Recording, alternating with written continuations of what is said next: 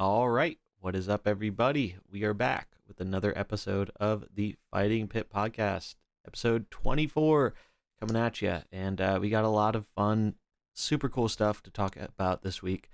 A lot is going on in the world of mercenaries. So I am joined, as always, with my two co-hosts, Mullahoo and WizardBeast, as well as our honorable guest here, Franky, coming back at us, talk some cool meta stuff all the way from Germany. So how you guys doing today? Doing great. Excited for all of the news and great news even. So Mm-hmm. really excited to kind of go over it. Yeah. Yeah. No, yeah, I'm hyped to just provide my school finished for us not too long ago. So now I'm like, I literally, Zombies sent me the link and was like, hey, did you see the patch notes? I was like, no. I was like, oh, Yogg is here. That's kind of cool. And he was like, and did you see all the other stuff? I was like, nope, completely missed it. And so I am catching now back up. And so I'm here to provide like a week behind color. But it looks like we've got Franky from the future. So it should be pretty good anyways. Yeah, great as well. Really looking forward to the new patch notes and all the new changes coming. Yeah, it's an exciting week to talk Merc stuff. So we're gonna dive right on into it. Before we do general housekeeping stuff, if you enjoyed the show, feel free drop a like, subscribe, follow on the podcast platforms, all that jazz. Really helps out the show, and we greatly appreciate it. But yeah, let's get into it. So we got a new patch this week, and this was pretty expected. I thought it was coming Tuesday. It ended up coming Monday with the reveal stuff. So day early, always happy to see that. And it was there was some pretty substantial stuff in the patch notes. Honestly, much more than I thought we were going to be getting. I was expecting an event, either Yogg or Finley, or, well, one of the old gods or Finley. We ended up getting Yogg, which I'm very excited about. We'll talk about him shortly here. But what else did we get with this patch? So we got some free portraits. So if you've been playing Mercenaries at all since the beginning, as long as you finished the tutorial, by that time that patch dropped, you got 3 free portraits for Mullahoo, Tyrande, and Xyrella. So that's cool. We saw some of these in PvE, so we knew they were coming. This is also a good sign that more of the ones we've seen in the PvE recently will become available to players, which is a great thing. These are currently only available as gifted portraits, so if you finish the tutorial before the patch, you got them, but they will become available to everyone else at a later date, so look forward to that. They also talked Might be sick. Yeah. It's we were kind of trying to figure out like right before of like, are these really cool or are they actually kind of like a lot of people end up having them? But so far, we did point out, I didn't even notice that they aren't fully animated, but it is the first time we've gotten like proof yet that they can add skins on and add skins like out of nowhere, giving us some hope for WizardBeasts. Just give us a free diamond Vol'jin or whatever for like finishing high place or something. So that's honestly, that precedent alone is really cool. But I like these skins. I think they might be like cool, like stamp of honor things. I kind of hope that they are not achievable for a long time. Yeah, in that greedy like original. It's just nice to that they're giving something back for the people who have at least put a bit of time into the mode. Like, I think sometimes a little stuff like that goes a long way in terms of like goodwill with the community. And another big thing about this post was, I think this is probably some of the best communication we've ever gotten about the mode in this patch update. I didn't expect us to get half as much of the information. So we're going to look through it. I'll have the patch notes linked in the description, so if you want to follow along with us, you can check all that stuff out there. But yeah, so the portraits, and then we start getting to kind of some more meat and potatoes stuff here. So later this year, they're talking about adding a system that will let us exchange some of your excess coins for random coins for a merc you own but have not maxed yet. So this is probably the biggest news out of the whole patch, in my opinion.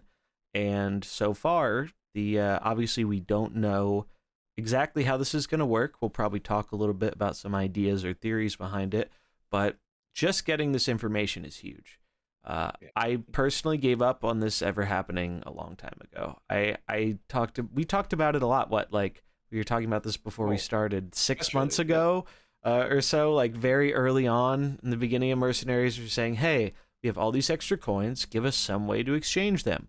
It will really help with a lot of the problems with the modes, especially back then when we were getting monthly releases and packs were so much worse because there were only 4 or 5 characters getting out of the pool. The pack odds were so bad that it just felt really terrible to open packs. And now we know all these extra coins we've been hoarding like a dragon are finally going to have some use outside of just the PvE endgame stuff, which they kind of hinted at and talked about before. They can actually be used to help with grinding, which is so huge, especially if you're a PvP focused player, as the grinding is what we need to do to play the game how we want to play it. And Franky pointed out that it is important to notice the wording here, right? If we look at it, it does say some of your excess coins. So I don't think that some would fall in there by accident. I think that is kind of a hint at they're not going to let me dump my 500,000 extra coins all at once and get however many equivalent for unmaxed mercs. I don't think that's what they're going to do. But just the fact that we're getting anything at all to turn some of these resources that were previously essentially useless to us into something that is useful and helps with the grinding time is a really huge boon for the mode. And I think so far the community reception has been overwhelmingly positive about this news. I mean, yeah, overall, it's just something that everyone's been wanting for so long, and it's great to finally just hear about it. Because I'm being honest, I kind of gave up on it once they told us, hey, all excess coins are going to be just for PvE. I was like, okay, that's the new thing. That's what they're going. They're going down that path. And then just literally out of nowhere, there's like, oh, yeah, we have that, but also here's everything that you guys have all been wanting. So I think it's just a great change that, that's going to come around not too long. I think it'll honestly be here before we know it. Yeah, So, later and I this think year. that would be cool. So they did not a hard date, but we're already in June. We're halfway through the year, so sometime in the next 6 months or so. Yeah, in my mind, this is probably replacing the PvE. At least, just my prediction was that the PvE endgame content, when they said later this year, was going to be probably around like the October-November range, and then they kind of said that got backed up. So my guess is now the coins is going to that spot, which is, I would guess, probably around the like November range of when we were likely to expect this. Yeah, I think that's a reasonable assumption or guess. That's kind of what lined up with what I was thinking as well. Yeah. So the idea behind these changes is really great. So we just need to hope that they just don't mess this up. So yeah. The wording is great, the idea is great, but the implementation could be bad. So let's say we can just exchange like 100 coins a day.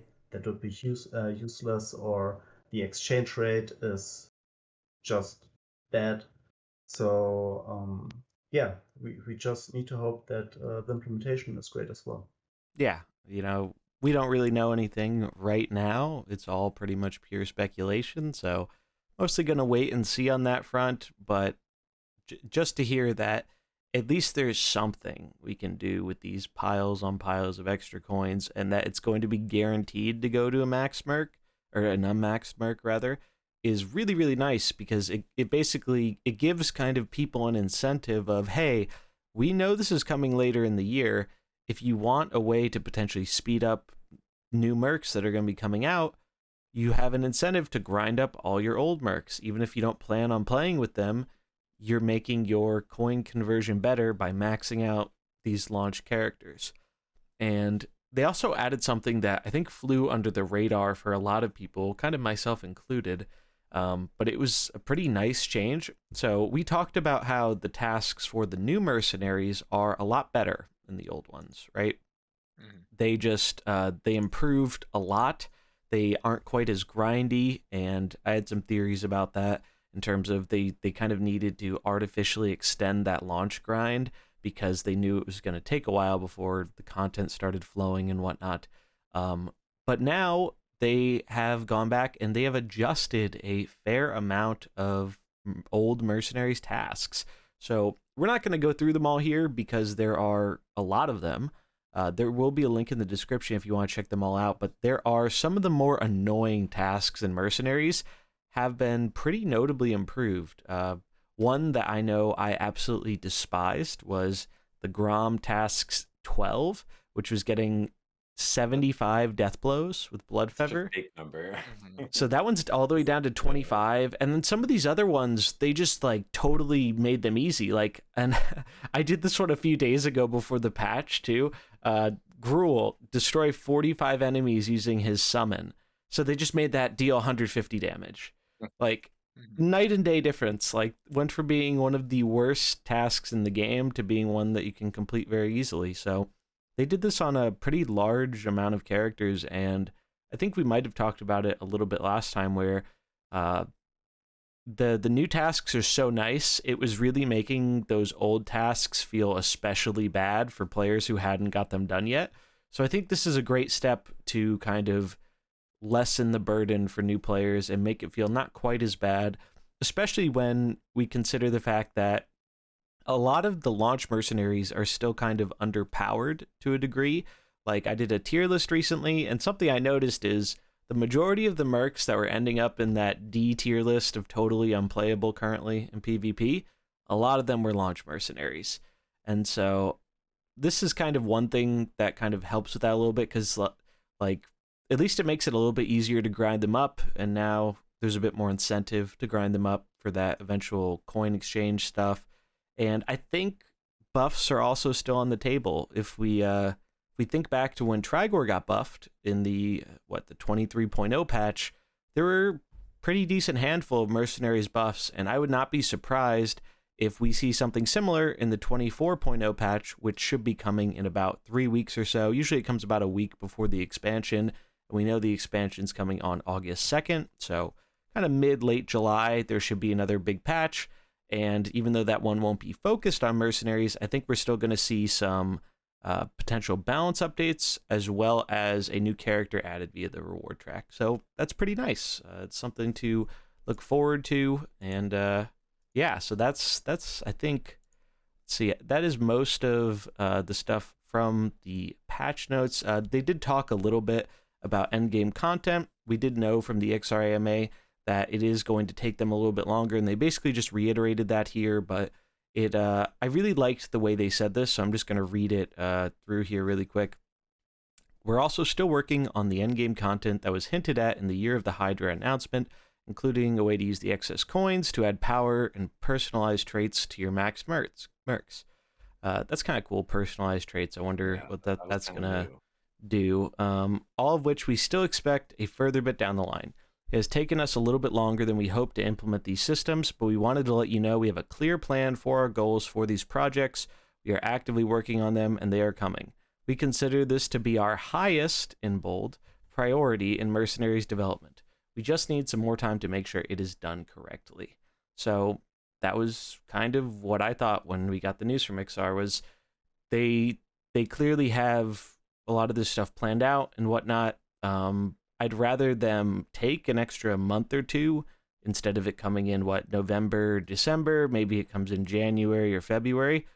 I'm okay with that if that means they get it right on the first try, because I think this is the biggest potential to kind of get people back into Mercenaries, whether it's people who were kind of burned at the launch or just kind of fell off along the way, or even just attract new players.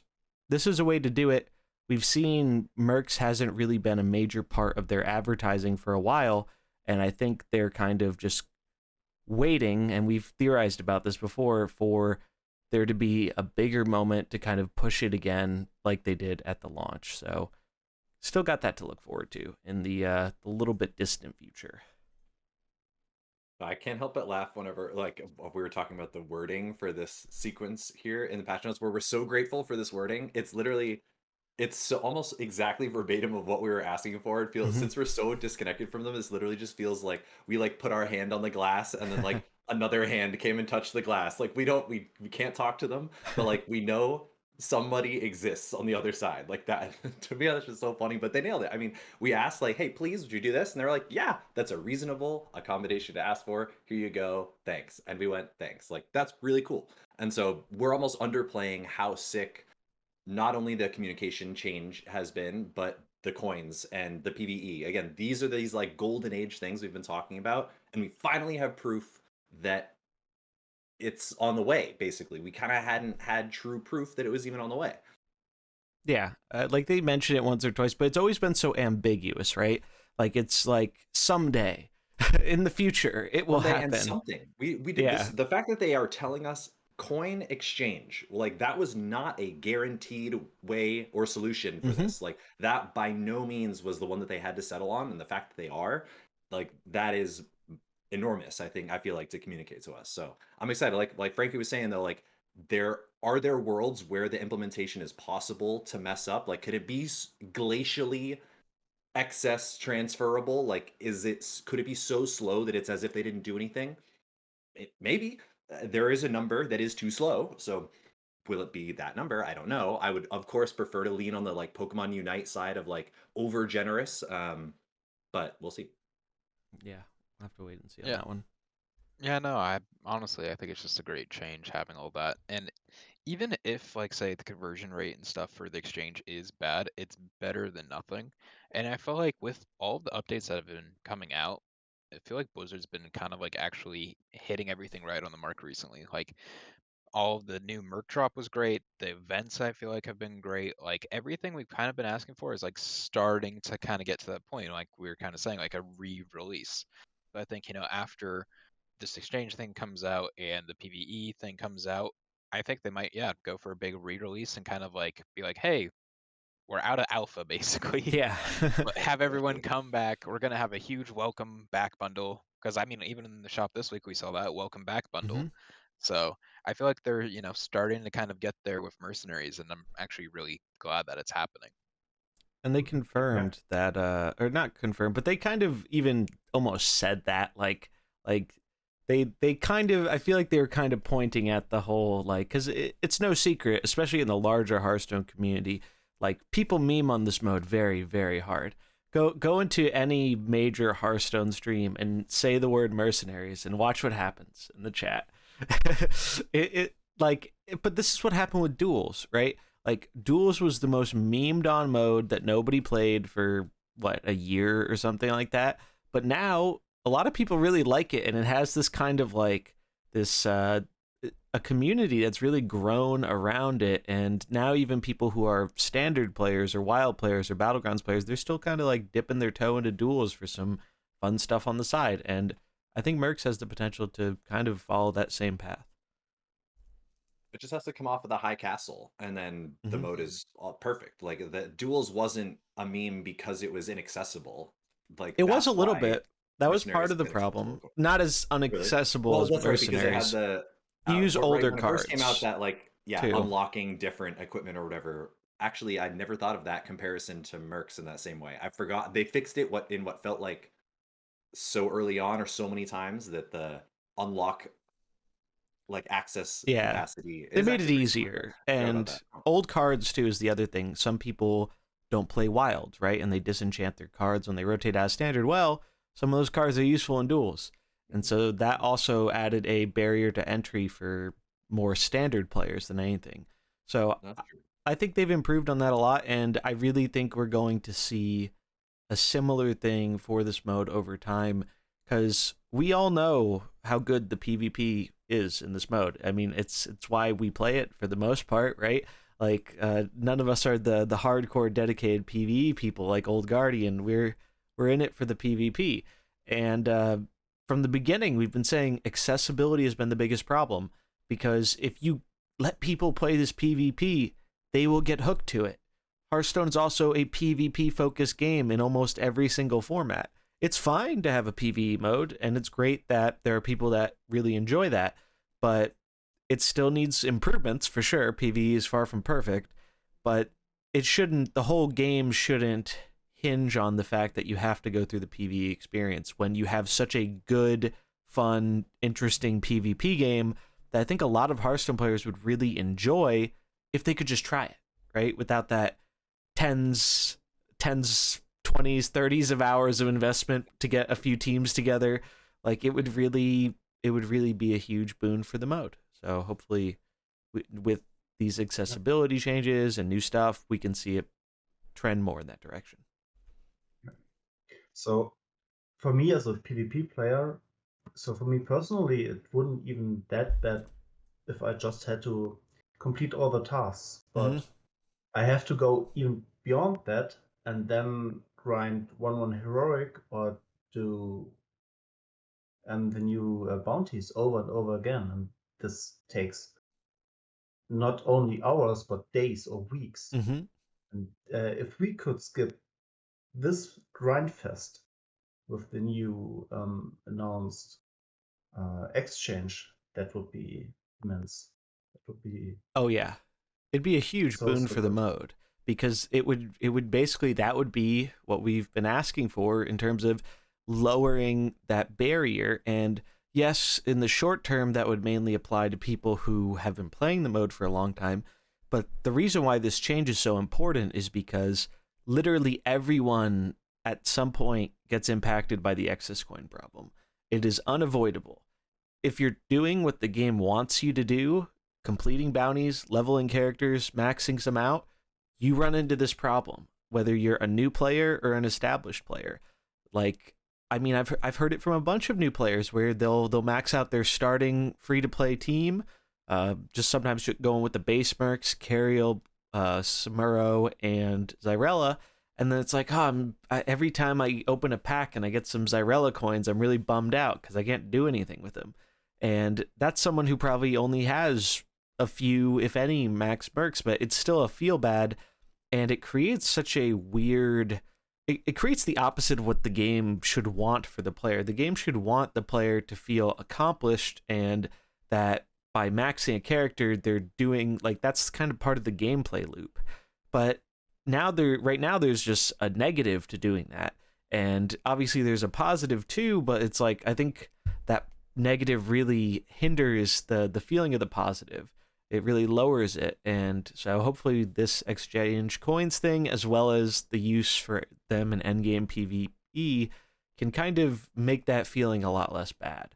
So we don't know what it's going to be, but we'll keep you updated as we find out more later this year.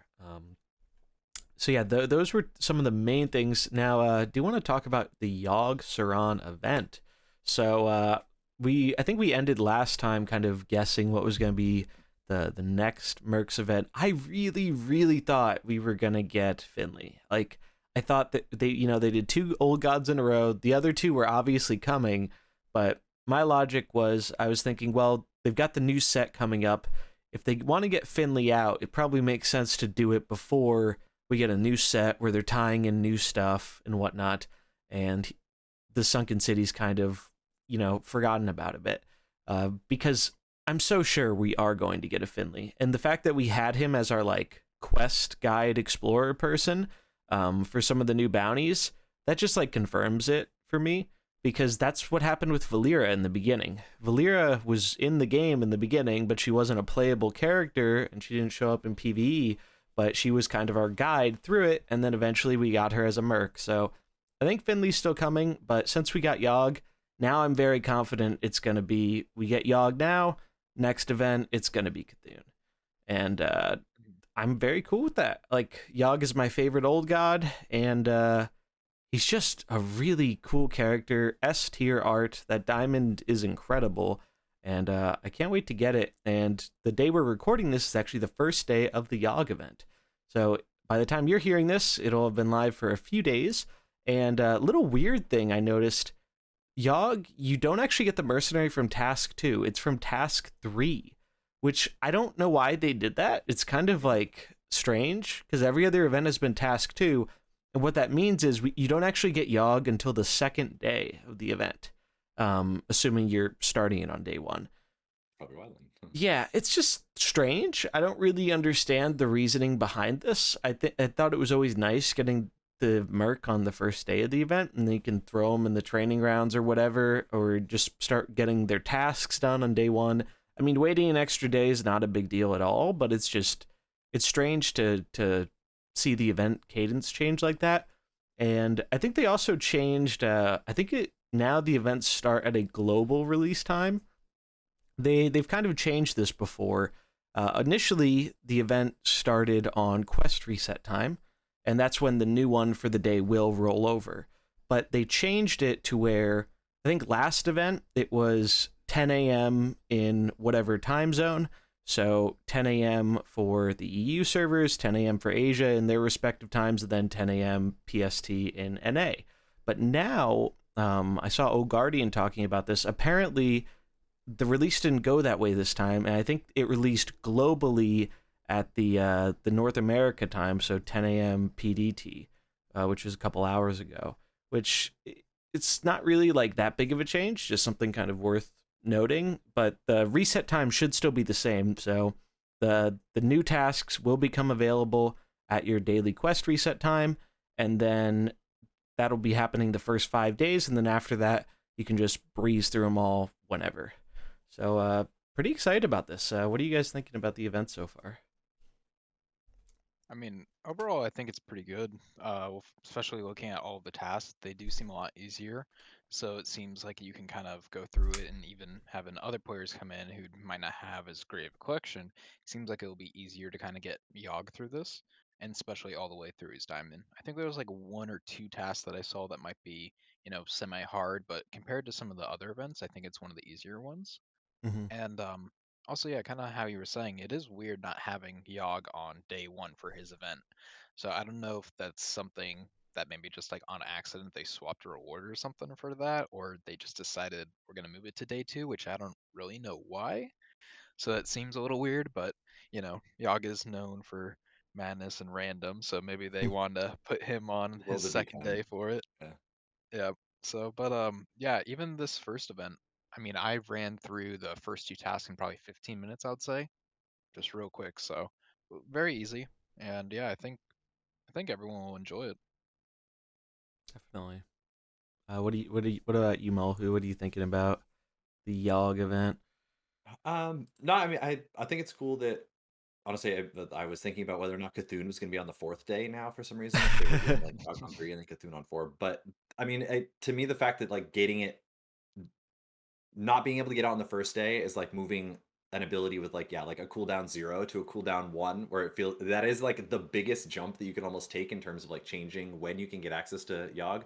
I wouldn't be surprised if it is just kind of a like if you show up that first day, like you have to, it kind of, again, it gets you to continue to show up, right? Like Mhm. it, even if you show up on the first day, you hear about it, go, you can't get it yet, and then you do have to come back and keep going. Maybe too many people were literally like finishing it, just like getting the first part and then not doing any of the rest of them. Could And so be. they want to like get you to go further down the quest chain a little bit more. Because if you don't care about the diamond and are getting a negligible amount of coins, like I know as a free to play person, as a free to play PvP person, that's probably the best way to do it. Of just like do your 2 things, spend the least amount of time in PvE possible. It would just be 2 and stop. So this breaks that barrier. But that's all that I really keep thinking about it. Yogg is cool though. Yeah.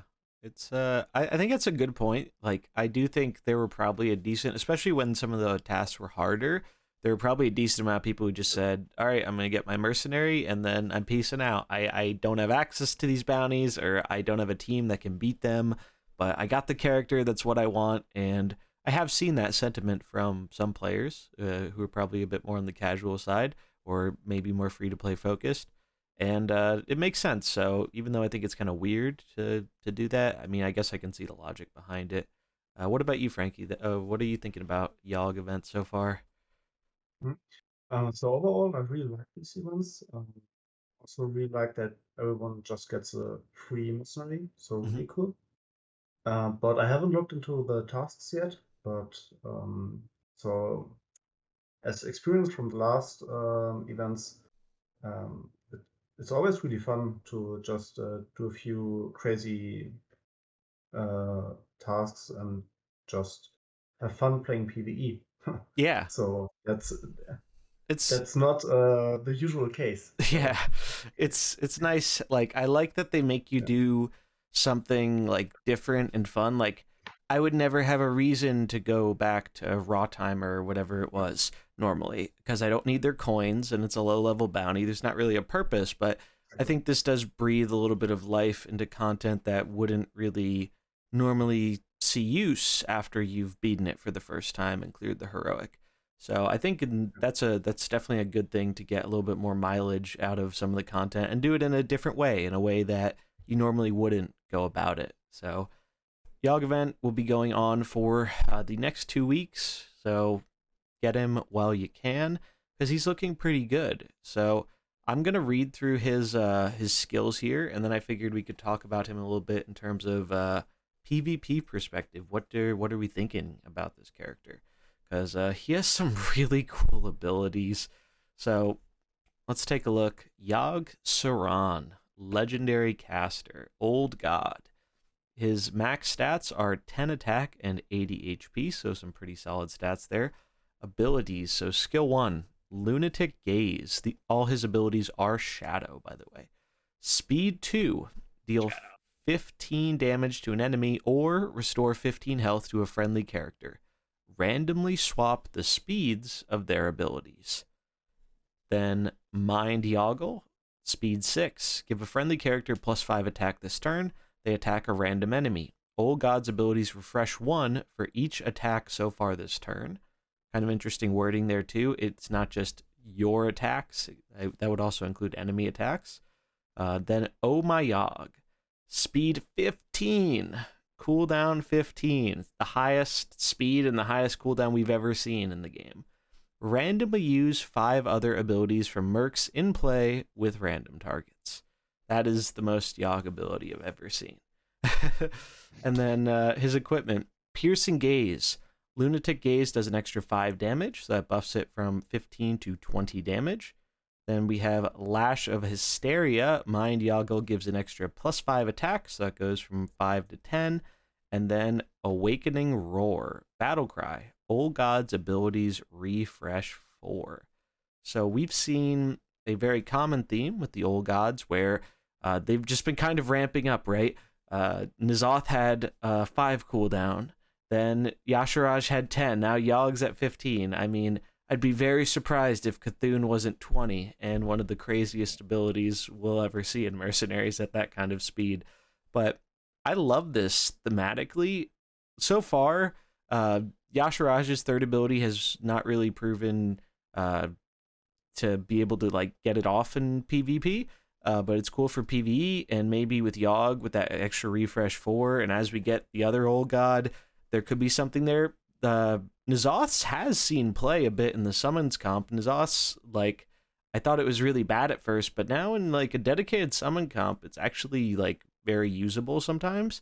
And this one I think is going to be, I think Yogg's is going to be pretty hard to pull off, and even if you do, it could backfire, right? Because you're using 5 random abilities with random targets, so you could hit your own guys, right? Like, there's a lot of potential for it to go wrong, but in terms of AoE stuff, you can't AoE your own board, so maybe if there are more AoE mercs out, that's like a calculated risk. But from looking at Yogg, the big thing that strikes me is that skill 1, Lunatic Gaze, I think is incredibly powerful and is going to be probably the main reason you're running Yogg in comps. You want to run him, as it does something we've never seen before. We've never seen a way to swap, like basically target a character and swap up the speeds of their abilities. And I really love how they didn't just make that a damage thing. You can do it on your own guys and heal them. Like, there's so much combo potential with this character. And also, conveniently, being a blue and being pretty high damage and fast, this is actually pretty good as some anti-Trigor technology. Because you hit Trigor with this, their backlash is not going to be speed 1 anymore. So it's effectively kind of like slowing it like we do with Vol'jin. And that's been very powerful because a lot of times Trigor gets damage 2 turns and then he's gone. Well, if you get rid of that second turn of damage, Trigor's doing a lot less. So I really, really like this character. I think it's going to be really interesting to see what they find their way into, but I definitely expect them seeing play in Shadow because, as we were talking about a little bit before the show, Shadow is very, very strong right now. Yeah, no, I think overall all of his abilities are pretty cool and just like especially fits the theme of like Yogg with that Mhm. last ability. But yeah, I think the first ability is going to be very strong. And I mean, you can use it in so many ways, just pure damage. If there's a hero, like you said, Trigor or like Valeria, where you can just like mess up speeds for people, or even use it kind of like a Sky Admiral ability and do 2 speed on, say, one of your characters that's going at like 8, 10 speed. If that all of a sudden shoots down to like 3, 4, 5, then that might go right away too. So imagine doing that, like say, like on Diablo, and hope you roll lucky or something, and then it shoots Oh down and yeah, gets to go before. So it's like you can use it in a Diablo's maybe lot a of bad different example. ways. yeah. Diablo wouldn't Yeah. work because all his are He's the one 6, triple but 6 I guy. get what you're saying. But that Oh there's wait, probably a does character that is like wait? So all like that's a what I 10 was. and 2 1s or whatever. Yeah, that's what I was wondering a little bit. So if it's is it swapping the abilities with your other abilities, the speed, or is it randomly picking them all and giving them all a new number? I think it's That's just what I was kind of swapping. like. I think Swap. the swap there means it's going to change from the 3 there, so it'll That's like what I thought, shuffle but it. I saw a couple of the people in Discord saying no, they thought it was completely random. Like all of your abilities are just like swapping speeds in a way, like they're all going a different number. Yeah, I don't think they. I So think they would have worded that differently Okay. if it was gonna work that way. I think the way they worded it, it's gonna be it just shuffles like Maev could be cool with this, right? Because you could get imprisoned down to 5 or 3 Like speed 5 or 3. permanently, Yeah. which would be pretty sweet. But yeah, I don't think. I think if it was gonna randomize, it would say like randomize the speeds, not swap. Mhm. yeah. Yeah, but So that's also pretty important feature of that ability. So we can go through all mercenaries available and have a look at how strong would is Yogg's ability on this one mercenary. And personally, you already mentioned two of the strongest mercenaries for this ability. So the first one is you can really mess up Trigor. Mm-hmm. You can even mess up Trigor turn 1 if you have Vol'jin. Oh So yeah, because lunatic 0 gate is speed. That's sick. exactly. So it's basically the Trigor counter, or one really, really good Trigor counter. And the second one is Maiev. And I think Maiev can really, really benefit from Yogg here. But overall, I looked into many other mercenaries, but I think uh, this ability isn't that strong on most other mercenaries. It's a cool idea, but it really shines with Trigor and Maiev. Yeah, I think those are definitely the ones that shines the most. I one thing I really like about it though is also this is going to encourage some interesting gameplay variety. Like I think this is a very positive type of RNG to have for the game because Mhm. if you're using this offensively, it could really change how your opponent has to play, or if it's getting used against you, how you have to play, because you can't just rely on, oh, especially with a one button mercenary like Trigor or Valera or something, you can't just rely on pressing their button at the same speed that you normally do. And I think that's going to create for some interesting moments. So I think this is definitely a step in the right direction in terms of RNG I like seeing in the game versus RNG where it feels like you don't have like it feels like it doesn't it's going to change how things work in the game, but it's not going to feel as bad as when local R happens to hit your green 5 times with a juiced up hailstorm, right? Like I could see the look on Franky's face. He's had that happen one too many times. But we all have. So it's nice seeing a I think honestly most of the characters in the big drop I think have been really good about that for the most part in terms of like not making RNG decide the outcome of games so much while still giving some interesting variance to the game. I do still wish we had a little bit less RNG on Reno because I think he's turned into a little bit of a one button character because of the RNG of his other abilities, but he's still really good. So like maybe that would push him a little bit over the edge. Hard to say. Um, but yeah, I'm really excited for Yogg, and uh, obviously all Shadow. Shadow's really good right now. I'll be honest, I didn't even think of the fact that like speed 2 is already so fast. I wasn't even thinking about the Vol'jin reduction. So you can actually just get right under Trigor on turn 1. That's pretty insane. And you're hitting him for a lot. If you have that equipment, you're critting 20, so you're dealing 40 damage to Trigor at 0 speed on turn 1. Like, that's pretty insane. So maybe that will help out with Trigor a bit, because that is something else I wanted to talk with you all about, is kind of what are our feelings on balance and characters and whatnot, because it's no secret that I think many of us have been an advocate of nerfing some characters, and obviously nerfs have not been something we've traditionally really got much of in Mercenaries. The only one we ever really got that you can consider a major nerf was Varden, and even that was kind of a rework that left the character very playable, which is good. I don't think nerfing a character to unplayability is a good thing. Like, I like that they clearly want characters to still be used and playable, and their philosophy, especially with the recent buffs and ones we might see in the future, their philosophy, for better or for worse, is more of, if a character's a problem, they'd rather create new characters or buff old characters to try and deal with it, rather than making that character just worse. And I think that's a little bit unsustainable in like the long term. But for the time being, it seems to be going mostly okay. The 3 outliers, it's no secret to anyone who has played this game for a while, have been Trigor, Valeera, and Localar. Those have been the 3, I think, that uncontested, they are the power outliers that have traditionally warped the meta around them in one way or another. And the Yulon change, I think, was a really good step in the right direction of toning down specifically Valeera. We finally have a good, consistent way to counter stealth, and it's shown. She's still powerful, she's still played, but she's not, I don't think she feels quite as oppressive as she did before. And on top of that, we've also just had so many good reds recently. Like, you can quickly kill Valeera on 1 with a sped up Yasharaj. They're just more good answers to Valeera now. And then Localar, I think we've also been getting some more stuff to help with that as well. Particularly the minion summon comp with Cho. Just it deletes the Localar damage most of the time. Even Shadow summoning the 2 golems to take some hits for you.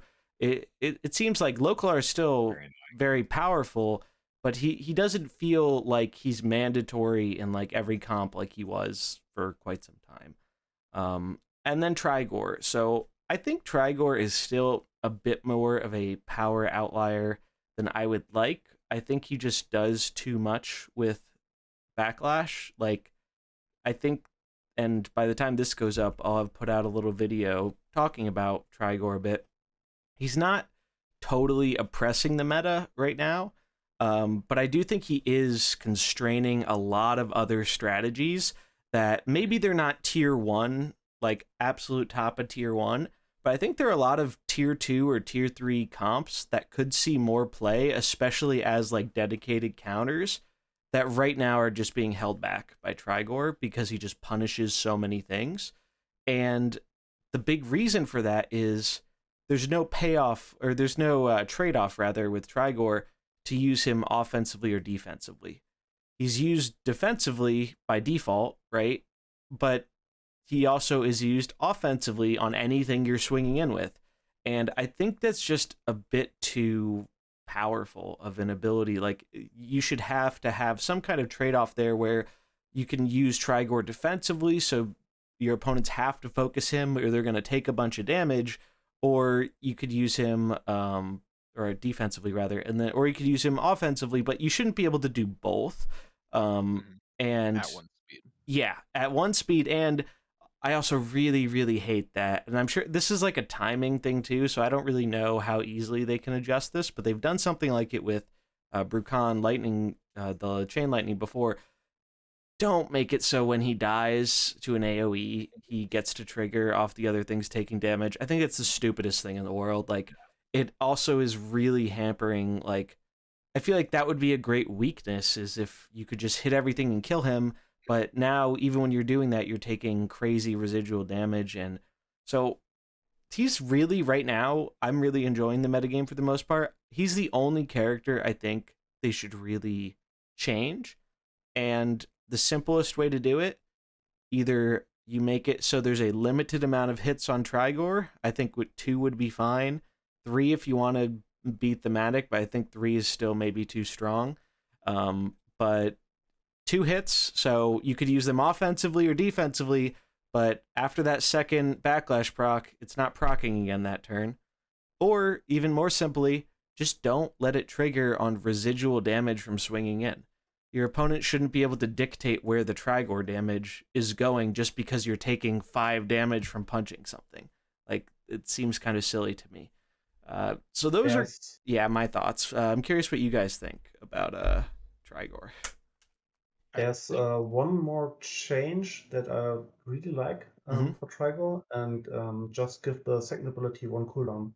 Yeah. So Trigor instantly becomes not a 1-button mercenary, and I like that. he's not that great on turn 1. Maybe you can use him on bench and then do some crazy shenanigans. But yeah, 1 cooldown for such a strong ability seems alright. Yeah, I think that seems very reasonable, especially just because he gets such crazy attack. The fact that like you're keeping that attack, he just gets out of control with that burst damage, so you have to respect it or your stuff's just going to get blown up.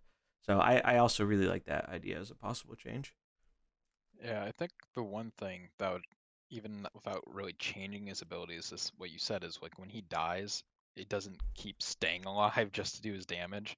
Like even if just AoEs and like rolling over damage, like with Elise now, where the boulder can roll, or even like a long, you shoot him, crit for a bunch of rollover, and then he hits your long. So then it's just like, it's kind of hoping that you just don't actually overkill him sometimes, or on AoEs, like say, I know like Vol'jin 1 speed with his AoE, sometimes you can lose the game just if you lose that 1 flip, because then Vol'jin hits the whole enemy team and then he kills your Vol'jin when he dies.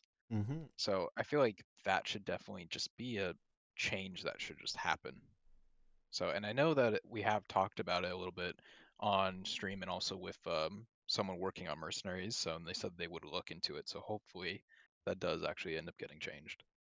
Yeah, that would be a great change. I think even if they didn't nerf him, which I think he does still deserve it, even if that was changed, it would open a lot more viable strategies to where he just feels too punishing. He punishes so many things in the current form that even if there's stuff to counter him, you end up being kind of limited in what can be used to counter him, and then you end up in kind of a rock, paper, scissors situation, and like it's better than the only tier 1 decks being Trigor, but if you enjoy, variety and experimenting with different comps, I think toning Trigor down a bit would really go a long way in towards opening the meta and letting some of these other characters who haven't really gotten their time to shine do a bit better.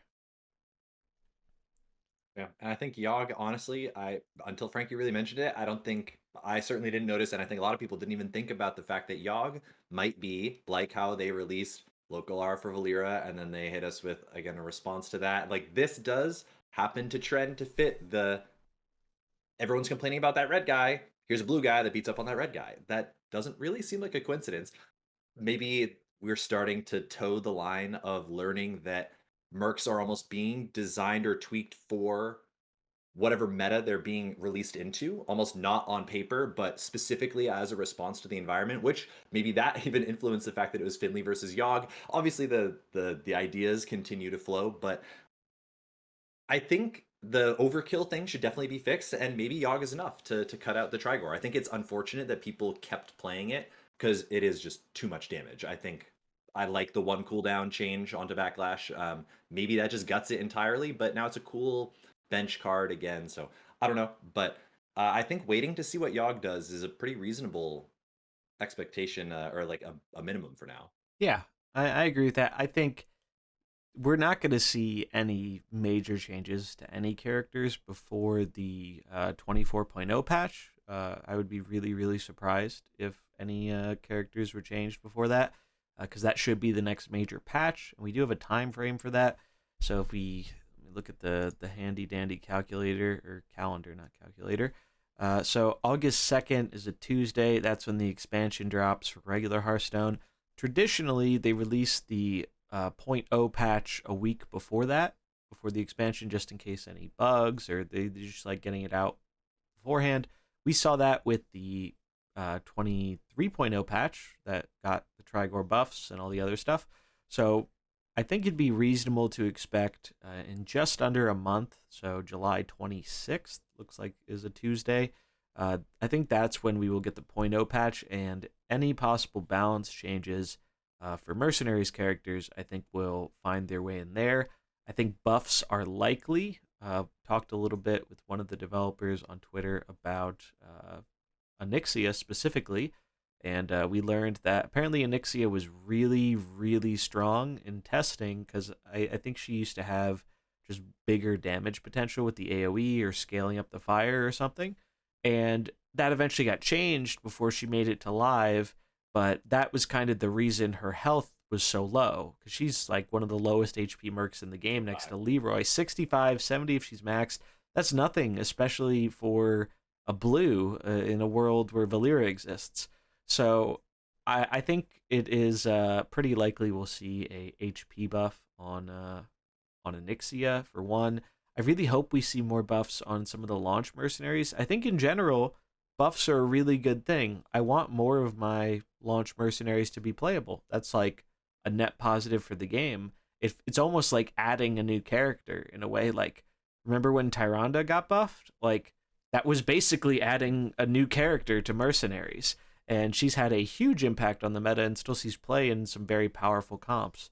So Grom too, even. yeah, and even though Grom is kind of on vacation for now, hasn't been showing up a whole lot recently. Did his duty. Yeah, he was one of the core, most powerful mercenaries, BFFs with Valyria for the longest time, and eventually now he's not seeing quite as much play, but it's not really because he's a bad character.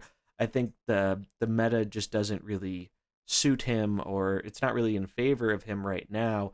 But I would love to see more characters kind of just get pushed up a bit. Obviously, you have to be careful with stuff like that, as we've learned from Trigor, right? Like, I don't want another Trigor, please.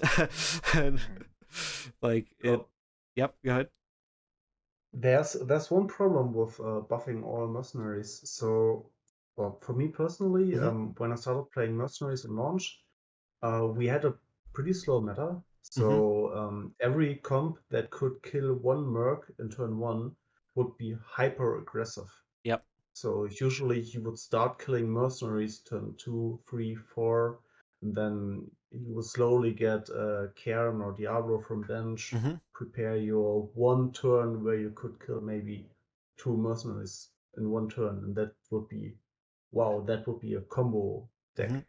But right now, currently, it's not that uncommon to kill 3 mercenaries in turn 1. And that is like complete 180 shift from the meta. We can't get so mercenaries can't get better in dealing damage than currently, because if so, we would kill every time 3 mercenaries, or so we should. So my opinion, we should tune down the power level to keep the matches more balanced. Yeah, that's a good topic to talk about too, and it kind of segues into meta discussion and whatnot, which is going to be kind of our main second topic here for the show. Yeah, I think, and I've noticed this personally in creating content, because I've just noticed the games are faster. Like I used to do 3 or 4 games, and the length of those games would be longer. Now the length is shorter because, like you said, there are comps that can kill 1, 2, in some instances all 3 mercenaries on turn 1. And I think one way that this can kind of be dealt with, I'm not against an overall powering down. I think that would have to happen across the board, though. I think they would have to adjust a fair amount of characters. And I think that's something they probably will have to do at some point in the future. I don't think it's going to happen soon, but I do think at some point they're going to run into an issue of you can only power creep so much before, like, it's not possible to do more than full wipe your opponent's lead, right? Like, there's nothing greater than doing that, because they're on the bench. You can't interact with them. And I do think it is better to not have every comp be so hyper aggressive, because then it becomes who can just kill the opponent's stuff first as fast as possible, like we saw with Valera. And I don't think that leads for quite as engaging gameplay when every comp is trying to do that. This is one reason I really, really liked the Yulon buff, however, as I think the Yulon buff not only was a counter to Valera shenanigans, but I think it's one of the first buffs we've seen that's really been in favor of a more slow, sustain archetype. And I think that's what we need to see more of. Mercenaries throughout its history, we really haven't had many metagames where control or like slower style decks have really been on top or even super prevalent. It's happened a few times. Like at launch, Mullahoo's favorite old comp, Mam, Malf, Anduin, Mukla with the big scaling and the healing. The dragon meta was, I think, really the only major control meta we've seen in Mercenaries where like those dragon on dragon mirrors were insane, and that was before we had fatigue. Those are the longest games I've ever played in Mercenaries, is if you ran into a dragon mirror and there was interesting decision making and it was really cool. But I think they could definitely strike a better balance of, I think we just have a lot of hyper aggressive stuff right now. I mean, I think Yasharaj is kind of the poster child for that, right? Especially deleting the old meta tyrant of Valera, Trigor, Nefarian. Boom, Valera's dead on one. Boom, Nefarian's dead on turn one. And then Trigor is effectively dead. Like, that's pretty insane that you can just... And the problem with this is you cannot play the vast majority of green characters as an open right now because you just get destroyed. Like the bar for leading with a green in Mercenaries is very, very high right now, and there's really only a handful that can do it.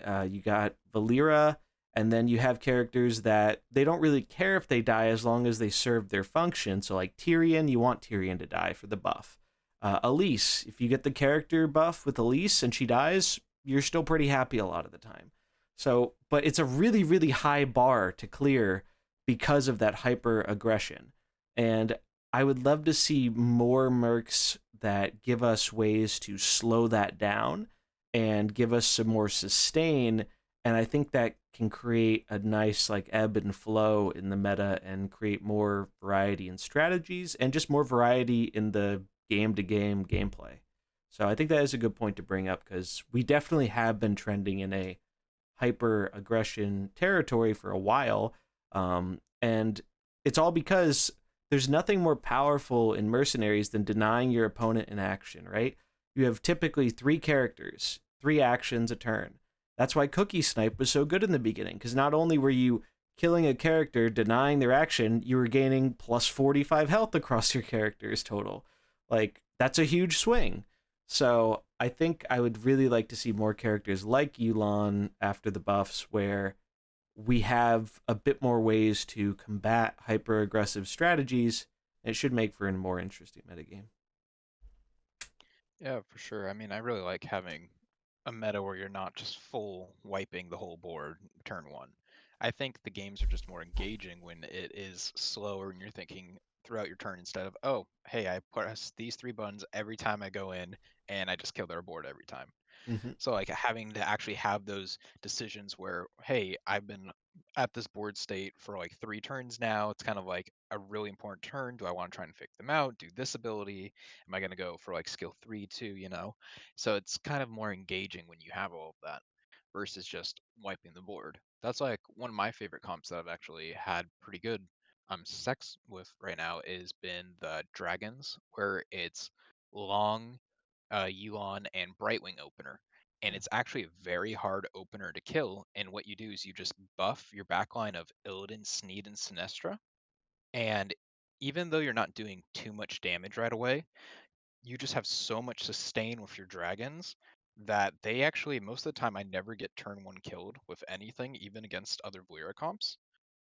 Just because it's so strong with dragon reduction and all the health that you're gaining.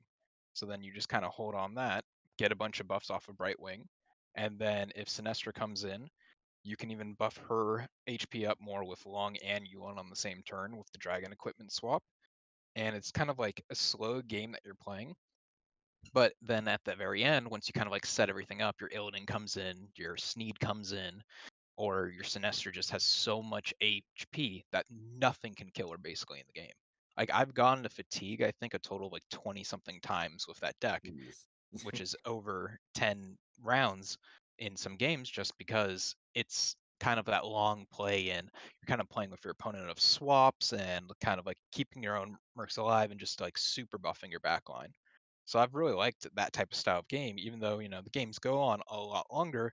I just find it's more engaging and fun to play that and like thinking kind of against your opponent, figuring out like what steps to do on what turns. Yeah, the classic control style, right? Like Hearthstone, Magic, whatever game you want to name, like that. That's more of a kind of control player's play style. Is you're reacting to your opponent, and there have been the dragons in general have been coming back a bit. I've ran into it a bit on NA, and we do have some stats on it, and the stats are looking pretty decent. And they're actually bringing back the heal equipment on Nefarian because you do end up having that dragon summon die quite a bit. And against some comps, it is really, really hard to break through the healing, and then now with Yu'lon with getting the health every turn, it's rather difficult to break through them, and your math becomes a lot more complicated because you have to be accounting for, oh, are they going to get 10 HP from this character dying, and then the 15 HP from the Yu'lon, or the damage reduction from the Yu'lon. And so it's really, I really like those games because they're a lot more thought provoking and whatnot. So I think that's just another great argument in favor of why more control-y strategies should exist. And now we even have kind of a failsafe against the games going too long, right? And fatigue. So I don't think they have to worry about, like in standard, the control warrior meta, where you run into these control mirrors that go longer than they want the game to go. Well, now we have fatigue. So after those 10 turns, it speeds up quite a bit a lot of the time. I do wish we had a better way to tell when we're about to enter fatigue. We do get a little pop-up when it happens, but specifically with Sinestra, whose ability goes off at end of turn, if you are on turn 10 and her thing goes off end of turn, it's technically happening after turn 10, so it blows up for fatigue damage. So you're critting things that you wouldn't crit, and you're doing quadruple to things that you would. And unless you're like physically counting it, because the deck tracker doesn't tell you either, sometimes that can take you by surprise. So I would like if there was a way they could just make it a little bit more clear what turn we're on, and whatnot. I think that would be kind of helpful. Also helpful for cooldowns and stuff, right? Like that one's not quite as relevant, but like, it can be useful, especially with these old gods with their really high cooldown abilities. Like I'd like to know, oh hey, I'm on turn 5, so this has 5 less cooldown, right? I think that would be kind of a cool minor addition that would be, but specifically for the Sinestra thing, because sometimes it's annoying when you're like, all right, I'll live this Sinestra hit, and then it's like, oh, surprise, it's fatigue. The fatigue thing pops up as the AoE's hitting you, and it's like, ah, damn. Like, even if they just added it to deck tracker, I'd be happy with that. Just something to give us a little bit of notice in that regard would be really great. I was gonna say, I think adding fatigue, like fatigue, even in regular Hearthstone, isn't a game state that you're kind of expected or even wanted to go to in that sense. And so the fact that fatigue is kind of suddenly this spiky ceiling that has been put on Mercenaries at 10 turns, that really, on a certain level, does disincentivize control decks, right? Like 10 turns is not that insane. And when it's a state, it's not like a new phase of the game. It's truly like no one wants to be here. Like you weren't planning. Again, you can plan to get there, and like maybe WizardBeast has like a spicy deck that pushing your opponent to fatigue on purpose is like the point. I think decks like that can exist and should exist and are cool, but I think we're also even maybe getting a little biased because like you were saying, it's hard to count how many turns are going.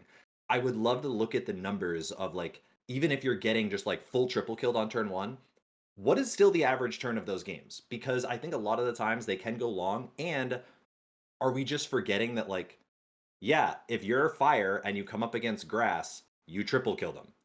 Should that happen, right? Should that be when and why those triple kills are happening? Because I think in that rock paper scissors world, yes.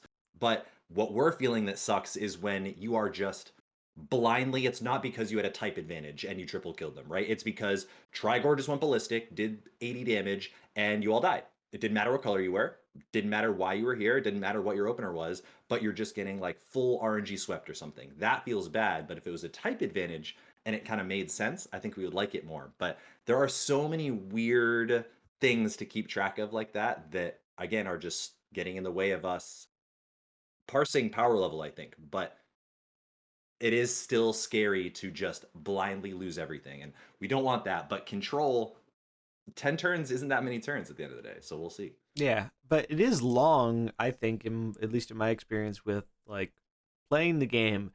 Most of my games do not make it to turn 10. No, Fatigue is definitely which is weird. an outlier right People, now. yeah. And I'm curious what past metas would have looked like. Like, would that have changed some things? I think it would have 100% changed stuff with the dragon meta because those were getting to turn 10.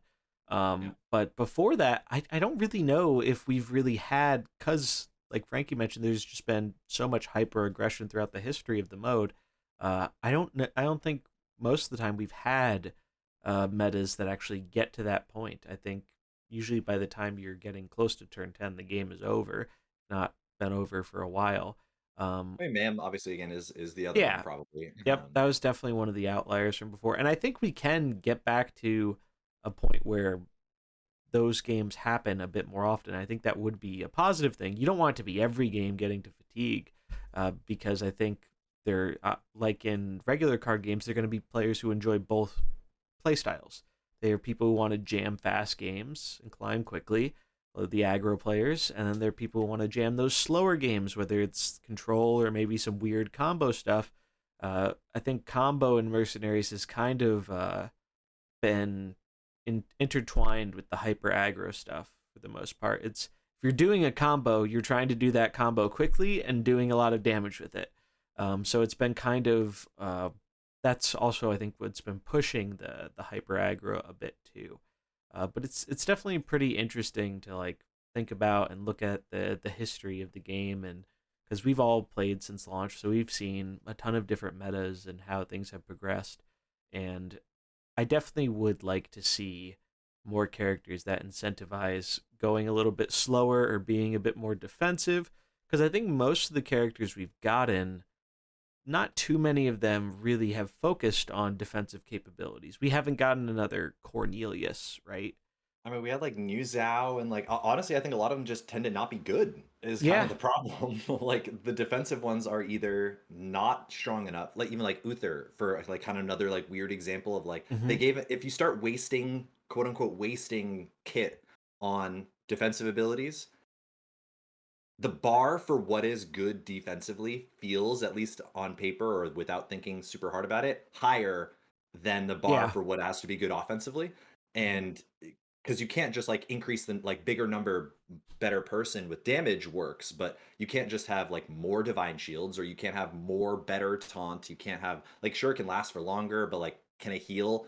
If you're healing for 100, like I, is that even good enough? Like, I don't know. Like, so it's crazy to think that a lot of times I think that the purely defensive characters tend to not make the cut, other than a very specific kind of deck. But like we said, we haven't really seen a true build around me controller combo deck with somebody who is meant to go the entire distance. That doesn't really exist yet. Yeah. And you have a totally valid point here, Mullahoo. So I also think that there's a fundamental problem or design problem in mercenaries with defensive strategies. So let's say you want to build a comp around heal. Um, you need to take damage before you can Hmm. heal. And currently, the health of mercenaries are more or less binary. Either you're full or you're dead. And so you can't really heal, or So yeah, Divine Shield is good, but just for one hit. So as an aggressive player, you can also play around that. And even if you, let's say, are thinking about, okay, what mercenaries do I want to put in my comp? Do I want to put a mercenary, let's say, Uther, that can heal for 20 and maybe give a taunt? Or I put a mercenary in my comp, let's say Trigor, that deals 100, 150 damage on turn 1. So your defensive abilities needs to be so good, it's not possible to have such a good defensive ability. Yeah, that's a really good point, especially about the fact that healing is really limited because like healing on turn one isn't doing anything a lot of the time because like you said you're either taking so much damage you're either dead or basically dead and then that healing isn't really saving you or if your healing's faster you're doing nothing unless there's like a secondary effect like with Uther giving taunt but like it's just the bar is much higher for defensive abilities to be useful because of that kind of limitation. I am kind of curious what would happen if they allowed for some kind of overhealing. I don't even think that would be enough with like current abilities because I'll again, probably get someone that does it in would some. help. It would You just definitely need on help. one person that lets your team suddenly do it, like a cool, Oh yeah, like a holy, specific like merc or tribal lord. something. Yeah, Yeah, that would be that'd be really sick. cool. Holy could use some more support to go with their other new units that are cool but aren't seeing a ton of play right now because reds are so powerful. But I think we've seen kind of like an interesting shift, right? Like when the game launched, casters were the OP thing. And then you had like a handful of characters that went well with them. Samuro really sticks out as being one of those, but like casters were OP at launch. Like we had like 4, sometimes even like 5 caster comps. Like casters were crazy at launch. And then Valeera came around and that kind of ushered in way more fighters and to a lesser extent protectors with like Grom and Thrall because you got the speed manipulation. You had a way of killing casters quickly with Valeera that could get around taunt and whatnot. That's another reason why I think defensive hasn't been quite as good is because there are characters that just say, I'm going to ignore whatever defensive thing you're doing.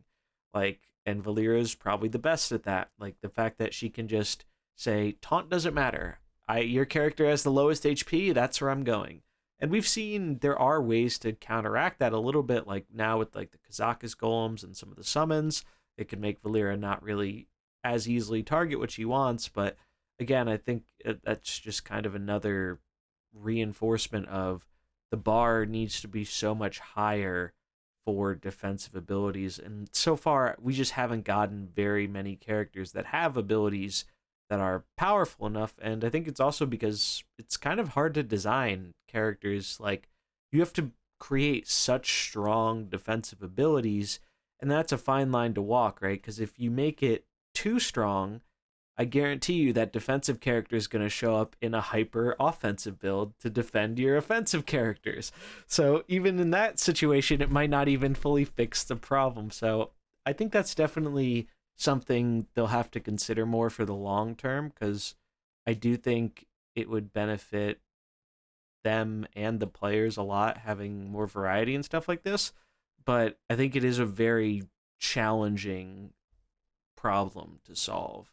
Um, I and think honestly, yeah, one of their best directions is something along the lines of like like we were kind of talking about like Divine Shield is kind of a better slash best or kind of most competitively viable defensive option where it's essentially like counterspell to a degree where it can just stop your ability outright or you can play around it and do some stuff. So I honestly think that some of their best defensive directions are kind of already built into the game in a forms of Divine Shields, or even like we get to a world where the the bonus whatever we can do with like custom additions to our mercenaries, they were saying with the PvE mode, we might be able to get kind of almost like targeted resistances that you could put onto the like pay to add 5 nature resist to your something or whatever. And you like lock in that is the spec of this guy, something like that.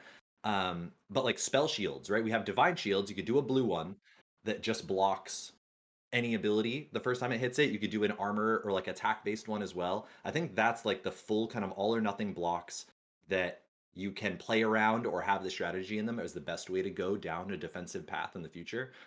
Better healing is, like you said, either falls completely flat or is good enough and to an extreme, or shielding goes ballistic or it's unplayable. So yeah, I think they're some really cool tools, and I would want to see something like start of game effects where you get to pick something like somebody gets a divine shield, but you get to choose before the game even starts after you load in. There's a bunch of stuff that we can do, and we'll almost certainly see because yeah, offense is king right now. Yeah, there's a lot of space for them to explore, right? Like, I think that's something I've been really happy about this year. I feel like they've been exploring a lot of really interesting and fun design space with these new characters. And so it makes me really excited for the next big drop we're going to have later on in the year. Because I mean, I did not make it a secret that I was very skeptical about the change in release cadence being a good thing or not. Because part of one of the things I loved about Mercenaries was I loved how the meta kept changing every month, but at the same time, it really wasn't sustainable for I think a majority of the player base.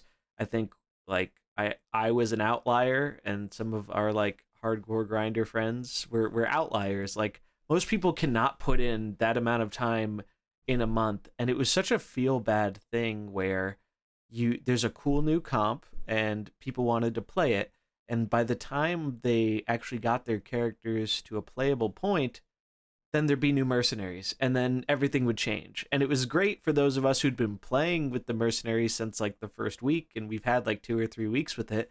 But a lot of the people, especially with how slow grinding used to be before some of the good changes, a lot of the people playing could not keep up with that realistically.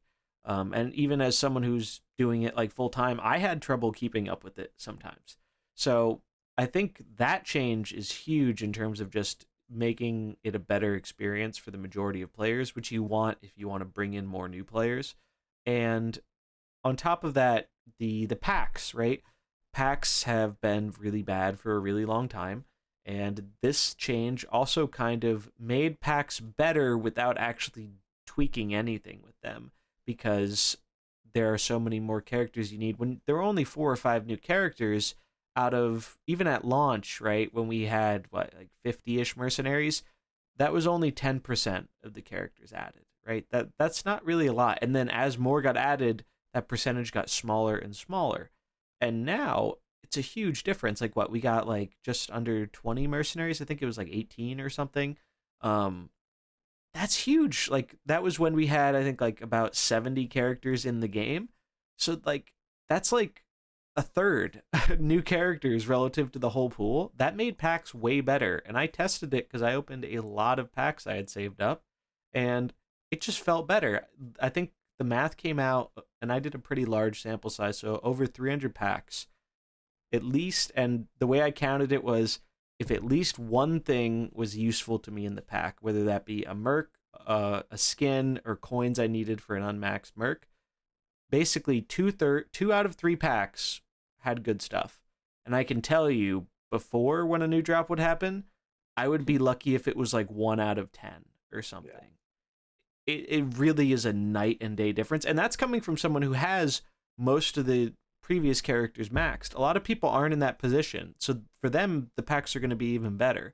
So it's, I think they really have done a good thing with this change, and the fact that we are still getting stuff in between. It's not like, all right, here's all the merc stuff, now wait another 4 months before you get anything. We're still getting events, we're still getting some of these balance changes and whatnot.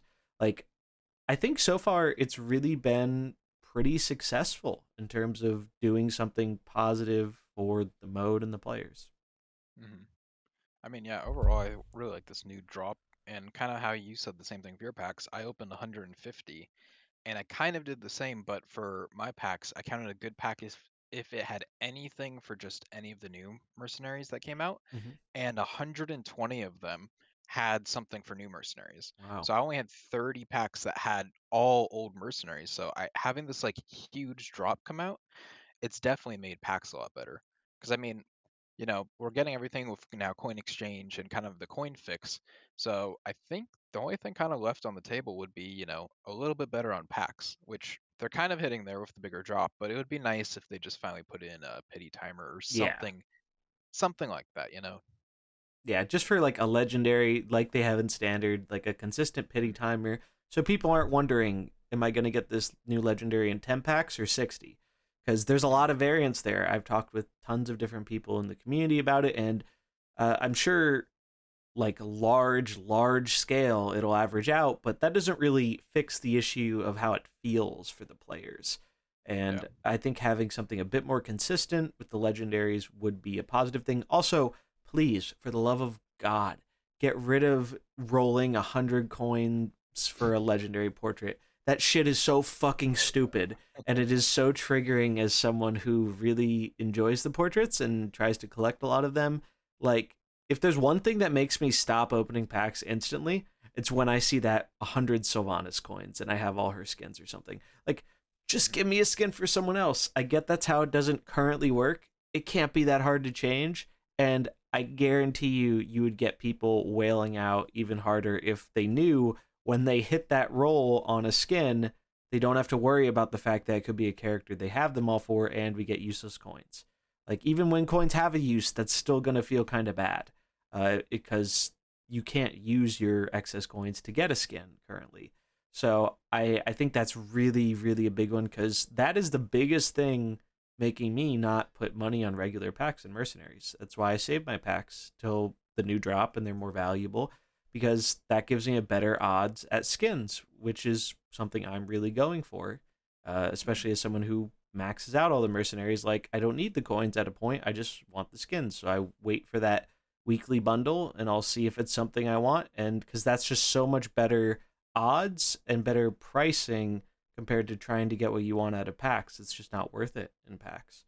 And that's a change I'd really like to see. Yeah, and I think even just like we kind of said, adding pity timer would just in a way help that because you'd probably be getting more of the legendaries too. And Mm-hmm. I mean, they don't even have to do, I would say, like the regular pity timer. I would say like 30 packs, I think would be even fine of mercenaries because you're getting 3 packs for free off of every merc. Mm-hmm. And that's just as of right now. If they extend the task system even more, maybe they get more packs. Because I already have 96 packs saved up and I opened all my packs from the last drop. And I still have a lot more tasks to do. Yeah. So, So save your yeah. packs, people. If you, that's some of the best advice I think you can get is if you have all the rares, if you have all or most of the epics, start saving those packs. Like, you will eventually get enough coins to craft legendaries by playing the game. Especially if you're someone who actually is more into the PvE. I think it's fine. Like that's a fine way, especially free to play. Like, that's a fine way to approach it. And I get some questions like, hey, is it worth crafting X legendary? And right now, my answer is almost always yes, because it will take you a bit longer to max that character, no doubt, right? But if you're missing, let's say, 10 or 15 legendaries and there's one you really want, like, the odds of you getting that character anytime soon are really low. So if you have the coins, just do it. Right now, we can't even use the extra coins, so you're eventually going to hit max and not be able to do anything with that extra 500 coins, so you might as well use it. Now, it's a little different if you're like a dedicated PvP person and you don't mind spending a little bit of money on the game. Then I would say, yeah, save those coins to level them up as fast as possible. But I think for like the majority of people, it's fine to just craft the legendary. Like, I know it feels bad using 500 coins and it's going to take a bit longer, but especially if you're missing multiple legendaries and let's say some of those legendaries aren't very good, or even let's say you have a lot of coins for Jiraxis, but you don't have Jiraxis yet. If you craft Jiraxis and you're not planning on using him, your odds of getting something better from the legendary roll in a pack are now higher. So That's what I was going to reiterate. Is mhm. like that. If anything, that's the extra free step to do. Like, if you're wondering about crafting anybody, if you have a merc that you almost positive you're not going to play, then just craft it so that you can get. Then think about the second question of like, should you Mhm. craft the one that you want? Almost. Exactly. Like, if you already have the coins sitting there, especially for if it'll increase your odds to get a legendary you want more, just do it. Like, I think that's really a way to do it. And I I do think eventually we're going to see them expand the task system. They talked about it actually before, how basically when they changed and improved tasks, they said they had another change or something coming later on in the year that they haven't talked about since. And I think personally, I would not be surprised if we got more tasks added in some way. Uh, I know something I think would be really cool is if they added, like, we know task 19 uh existed. There was like a bugged way to get task 19 for a while. It didn't say anything and you couldn't complete it, but it was there. So we know like they've toyed around with that, and I think it would be cool to add something like that and maybe make the ones after 18 harder or something like that, but make them better rewards or more interesting rewards, or not just coins or something like that. Like there's a lot more they can do with the task system than they currently have. So I'm pretty sure Blizzard said on launch that they're going to implement Task 19 and 20 as soon as the Legendary mode will be released. Oh, okay. So like the end game probably, or if that's tied into Mhm. that would make a lot of sense. So maybe that's when we'll see more of the. Because I remember, I'm sure you all remember this too. At some point, there was someone who showed it on like Discord or Reddit or something, where they're like, "Yeah, I have task 19. It doesn't say anything, and I can't complete it, Yep. but it's here." So we know it's there, lurking around in the game files, and we saw a bunch of stuff do that before it came into the game. Like the training grounds, for example, was data mined long before it ever came into the game. So it'll be interesting to see what they do with that. But that's a good thing to mention, Frankie. I forgot. I think they did, yeah, mention very early on that like more stuff like that was coming once we get like the end game and stuff. And I really hope they do like what they're saying, and they take that bit of extra time to get it right on launch, because I would love to have a good reason to have fun in PvE. Like right now, the PvE is kind of mindless and boring to me for the most part. I mean, and that can be fine in its own respect. Like I enjoy doing it while I'm watching some Netflix show or something like that. Like there can be something to be said for just some casual mindless pressing buttons and watching things explode. And that appeals to people. But I would love if there was a more deep mode, kind of the comparison they made at the beginning that they never should have made was to Slay the Spire, right? Slay the Spire is a really awesome roguelike game, and I would love if Mercenaries kind of leaned on gameplay like that more, where you had to think about these turns more and your decisions really mattered and the treasures were important. And because right now, speed is the name of the game because you want to get your coins as fast as possible.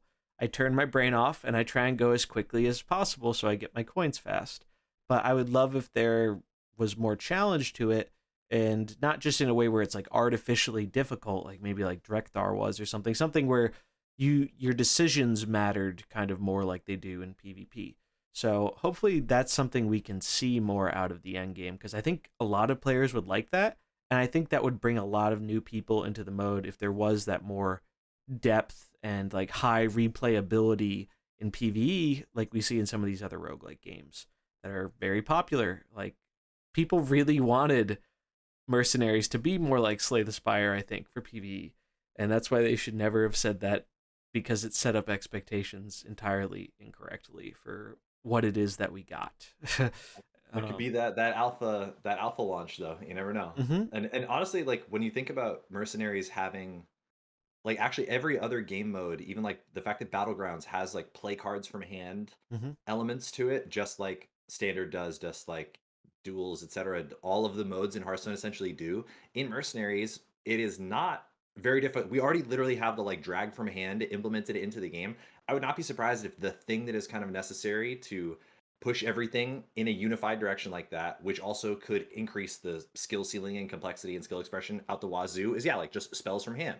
Whether or not they're generated from a battle cry or whatever, you hold on to them. You get weird ones in PvE. Literally, you can do whatever you want from with PvE ones, where you play it from hand. Now you have to sequence them in the right way. You have the like magic style, like stack up mana, cast a spell, storm, Mm-hmm. get another one, and then do your abilities. Or that's how you apply a divine shield at the start of a game onto someone based on your matchup. And now that's where the true defensive skills in PvP go back and forth? Again, do you have a hero power in a different way that lets you do that instead?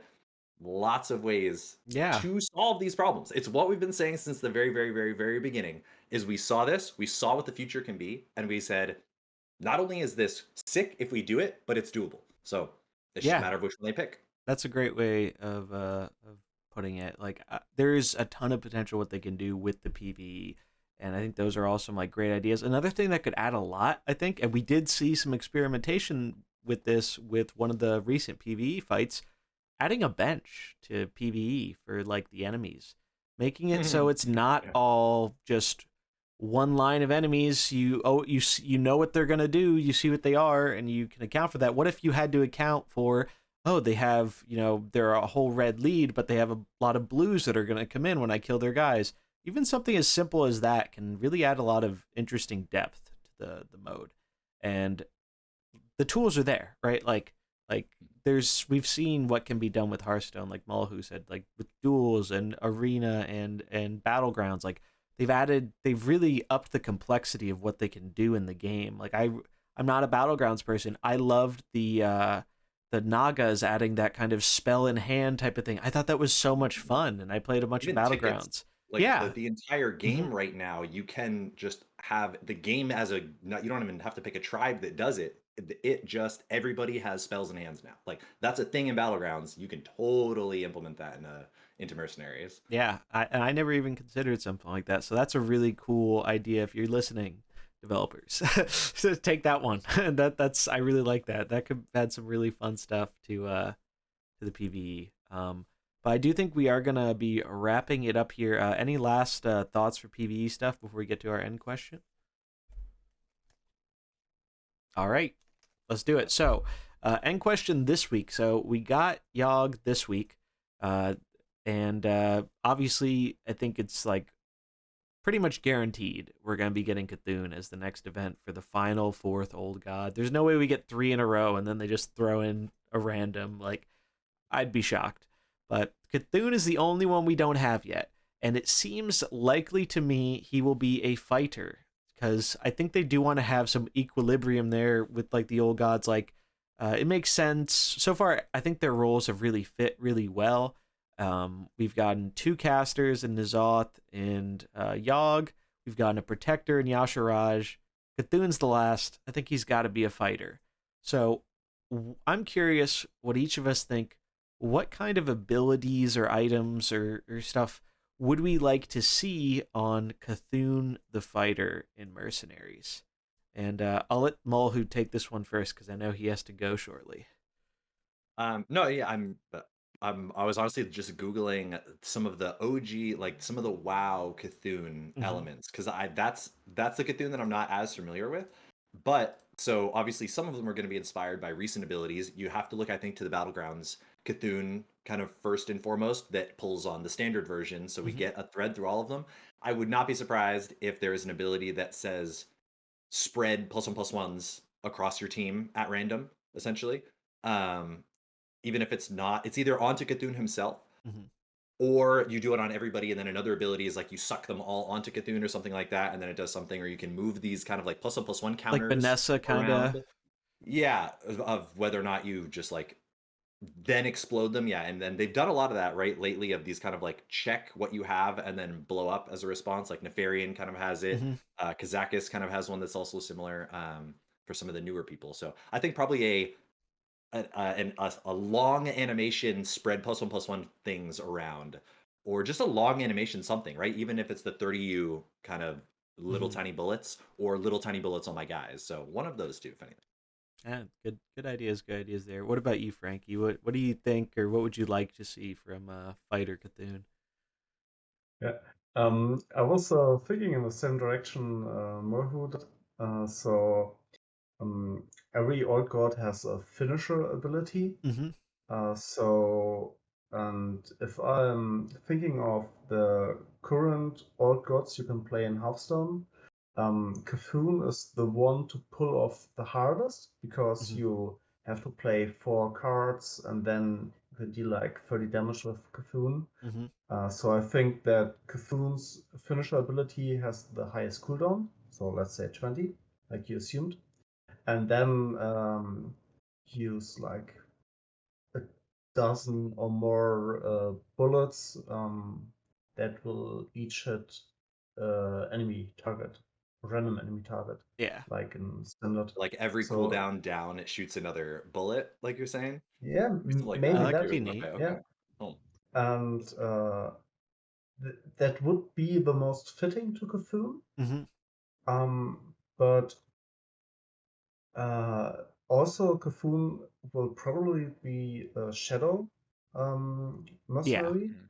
So this will complete like a whole shadow comp. So maybe the flex spot we have currently in the current shadow comp, like Clutch King, Thames, and Cookie, then can be yeah, okay. Cthulhu. Yeah, he fills That out the would be role there pretty pretty interesting. nicely. Ugh. Yeah, it's really cool. I can't wait to see what we get with him. What about you, WizardBeast? What are you thinking for Cthulhu?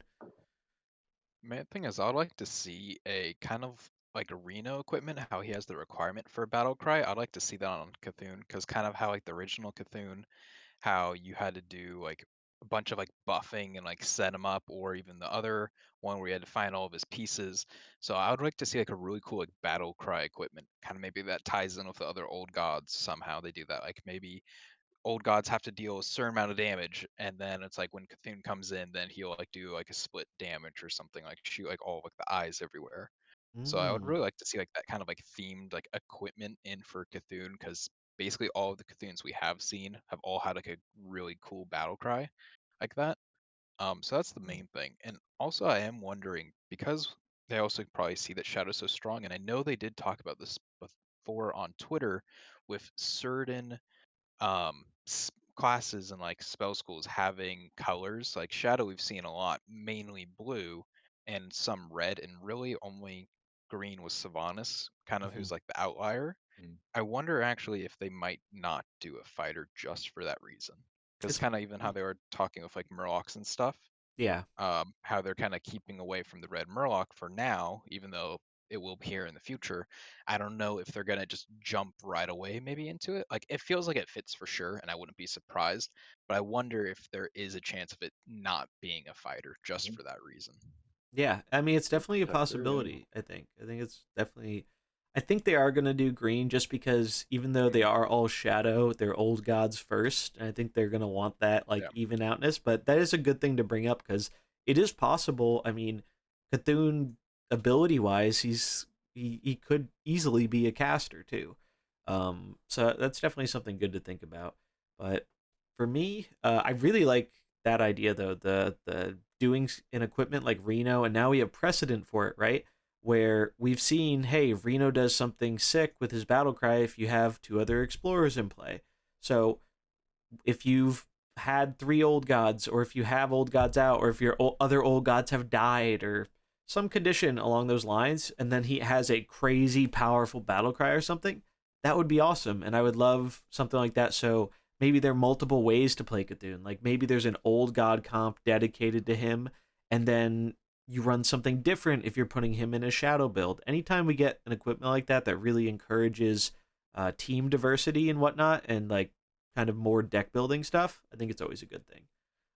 So I'd really like to see something like that. I think it's got to be Cthulhu is always the biggest and the flashiest of the old gods. So I'm saying it 20 cooldown. Like it's gonna be the longest cooldown ability, but I think it's going to be if you get this off, the game is over or the whole field is gone. Like it's gonna be something crazy. And whether that's I feel like they've got to incorporate his just the individual little damage pings. They already have such cool animations for that stuff in the game that they can use. I feel like it's got to be related to that, but how much damage and whatnot, who knows? But it's got to be quite a lot if you're putting it at that crazy of a cooldown. Because as we saw with Yasharaj, even at 10, it's hard to get that down. So doing double that, you really got to make it like if this happens, it's crazy. So that'll be really fun. We don't know when that's gonna happen, but if do any of you guys remember? Did we get an event around the 23.0? Did Yasharaj Think came right after that, right? Or no? yeah, he was. It was a When week was after. Yasharaj? No, Yasharaj was near the big drop. It was N'Zoth. N'Zoth. Oh, it was in N'Zoth. Jack. Yes, that's Yeah, right. more. It went N'Zoth first, and yeah, N'Zoth came a week after the 0.0 patch. So maybe a few days after the Hearthstone expansion on the 2nd, we'll get the Cthulhu event, which would be awesome. Like back-to-back events within like a month's time would be really sweet. And then we'll have another new merc on the track. So that's like 3 new mercs. That's almost like what we would get out of a whole month drop in the past. True, So honestly. it's pretty sweet. So yeah, that's gonna wrap it up for us though. This really fun episode. Thank you again, Franky, for coming on. It's always a pleasure talking to you about mercenary stuff. I will have links in the description where you can check out him as well as myself and our co-hosts here. And again, if you enjoyed it, remember, like, subscribe, follow, all that jazz. And we will catch you next time on the next episode of the Fighting Pit Podcast. Take it easy, everybody. Adios. See you guys. Stay safe. Thank you for having me.